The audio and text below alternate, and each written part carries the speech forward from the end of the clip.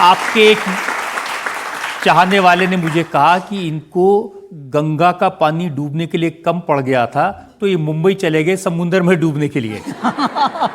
बिल्कुल रजत जी, जब लोग जाते हैं मुंबई फिल्मी गायक बनने या फिल्मों की दुनिया में प्रवेश पाने, मुझे परमात्मा ने जब भेजा तो मैं अपने यही बिलल टाइप के गाने, जिसके शब्द भी थोड़े अलग होते हैं और विचार भी थोड़ा अलग होते हैं, रोमांस वाले गानों का भी थोड़ा अलग स्वभाव होता है, मैं वो गाने की एल्बम बनाने गया था।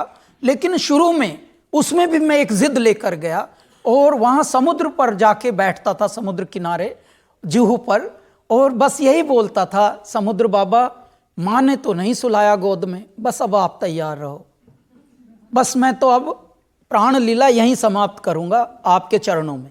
ये चलती थी मेरी बात वहाँ, और कुछ नहीं। हवाएं चल रही हैं, हवाओं से का जो स्पर्श होता था वो मैं देख के ऐसे मंद मंद मुस्काता था कि अच्छा आपको भी मस्ती सूझ रही है, आप भी छू रहे हैं, जबकि कुछ है नहीं पल्ले में, फिर भी आप कर रही।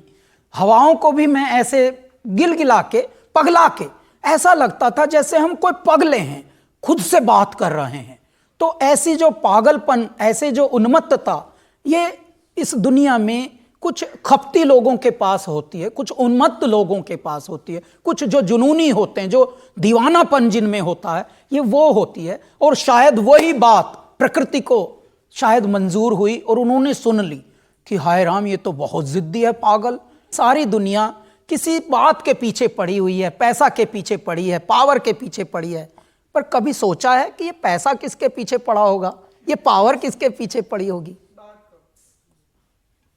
रजत जी, आपका बालक सामने खड़ा,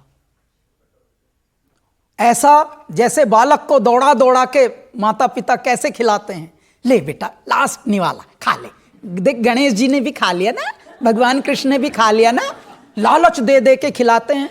मेरे दाता हमको अब ऐसा कर रहे हैं साहब।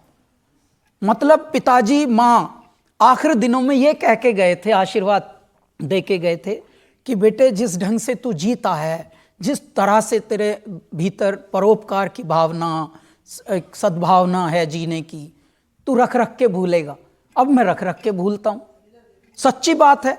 अच्छा सही में जैसे आप बोल रहे ना, इधर दे दिए, अब हमको इधर देने की भी फुर्सत नहीं है। परमात्मा ऐसा करते हैं कि कभी कभी तो हैरान होता हूँ कि सोच रहा हूँ, अच्छा हमको घर भी ऐसे दिलाए मेरे दाता ने कि आज तक साहब उसमें लॉक नहीं लगे, लॉक का पता ही नहीं। कुदरत की बात देखिए आप। तो ईश्वर का कभी कभी चमत्कार ऐसा भी होता है, मंदिर में कभी ताले नहीं लगते, इसीलिए ऐसा घर दिलाया कि वहां कॉन्सेप्ट ही नहीं था कि ताला भी है। तो ईश्वर का, लेकिन ये ईश्वर ने कहीं से शुरुआत तो की होगी, पहले 2-4-10 हज़ार रुपए देने की।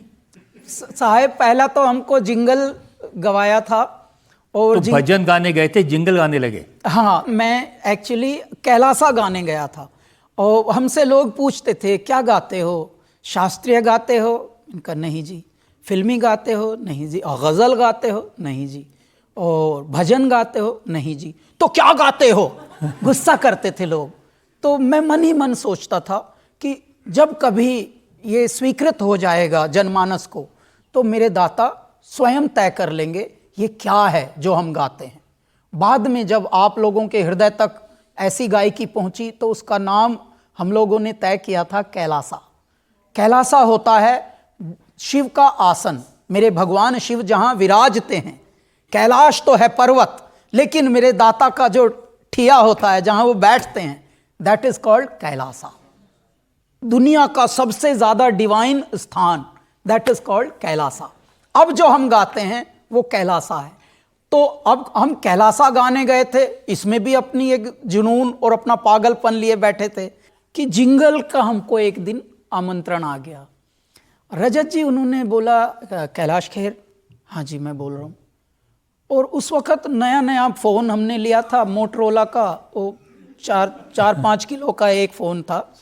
तो हाँ, उससे बहुत मोटे फ़ोन आते मोटा था, लंबा भी था सर, अगर सर पे मार दें तो पता लगा बेहोश भी कर सकते हैं, वैसा टाइप का था। और